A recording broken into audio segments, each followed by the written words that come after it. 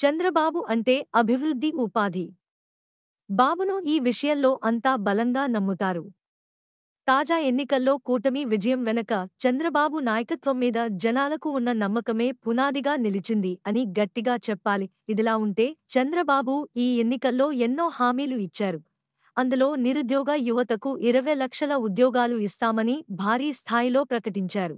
ఈ లెక్కన చూసుకుంటే 60 నెలలకు కాని ఈ 25 లక్షలను విభజిస్తే నెలకు 33,000 ఉద్యోగాలు అవుతాయి. ఇక ఏపీలో చూస్తే చంద్రబాబు నాయకత్వాన టీడీపీ ప్రభుత్వం ఏర్పాటు అయి అప్పుడే ఒక నెల గడిచింది. అంటే 33,000 ఉద్యోగాలు ఈపాటికి ఇచ్చి ఉండాలి. లేకపోతే ఇచ్చే విధంగా రంగం సిద్ధం చేసి ఉండాలి. అందుకే బాబు హామీని నిరుద్యోగ యువత గుర్తు చేసుకుంటున్నారు. ఏడాదికి 5 లక్షల ఉద్యోగాలు అని ఒకేసారి రావు కదా. అవి చెట్టుకో పుట్టకో పుట్టవు కదా. అందుకే వాటిని ప్రతీ నెలా ఇన్ని అని లెక్కవేసుకుని యువతకు ఉపాధి మార్గాలు చూపిస్తే ప్రభుత్వానికి భారం తగ్గుతుంది. యువత సైతం ప్రభుత్వం ఏర్పడిన తొలి నాళ్ల నుంచి హామీ నెరవేరిందని, తమకు ఉద్యోగం లభించిందని సంతోషిస్తుంది. అయితే ఇక్కడ ఒక కన్ఫ్యూజన్ ఉంది. ఏటా 5 లక్షల ఉద్యోగాలు అని టీడీపీ చెప్పింది, కాని అవి ప్రభుత్వ ఉద్యోగాలా లేక ప్రైవేట్ అన్నది చెప్పలేదు. అయితే ప్రభుత్వ రంగంలో అన్ని లక్షల ఉద్యోగాలు ఉండవని ఎవరైనా అర్థం చేసుకోగలరు. అయితే ప్రైవేట్ రంగంలో ఉద్యోగాలు అన్నా కూడా అవి మంచి కంపెనీలలో ఉద్యోగాలని, ఆకర్షణీయమైన జీతాలతోనే రావాలని యువత కోరుకుంటుంది. అంతే తప్ప 10-20 వేల రూపాయల ఉద్యోగాలకు మాత్రం వారు అసలు ఒప్పుకోరు అని అంటున్నారు. ఆ విధంగా చూస్తే ప్రభుత్వ రంగ సంస్థలలో ఖాళీలను ఒకవైపు భర్తీ చేస్తూనే ప్రైవేట్ రంగంలో భారీ కంపెనీలను ఆహ్వానించడం, అలాగే ఉన్న సంస్థలలో కూడా స్థానిక యువతకు ఉద్యోగాలు వచ్చేలా చూడడం ప్రభుత్వం చేయాల్సిన పని.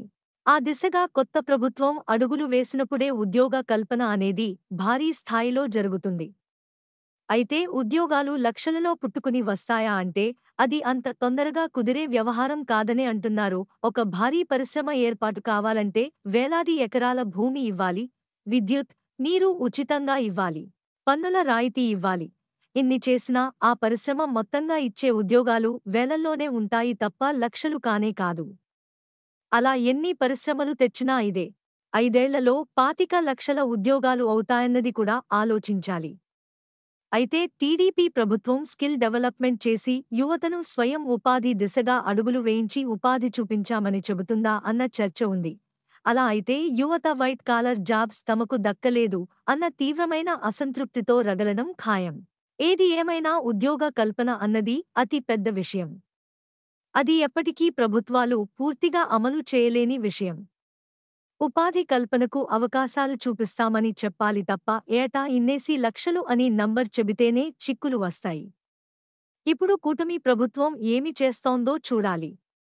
అప్పుడే హానీమూన్లో తొలి నెల గడిచింది కాబట్టి మెల్లగా నిరసన గళాలు వినిపించే ఛాన్స్ కూడా ఉండొచ్చు అని అంటున్నారు. ఎందుకంటే ఈ నాటి జనాలకు అన్నీ తొందరగానే రావాలి కాబట్టి. మన ఛానల్కి సబ్స్క్రైబ్ చేసుకోండి, లైక్ చేయండి మరియు కామెంట్ చేయండి. మీ సపోర్ట్ మాకు చాలా ముఖ్యం. కొత్త వార్తలు మరియు అప్డేట్స్ కోసం బెల్ ఐకాన్ని నొక్కండి.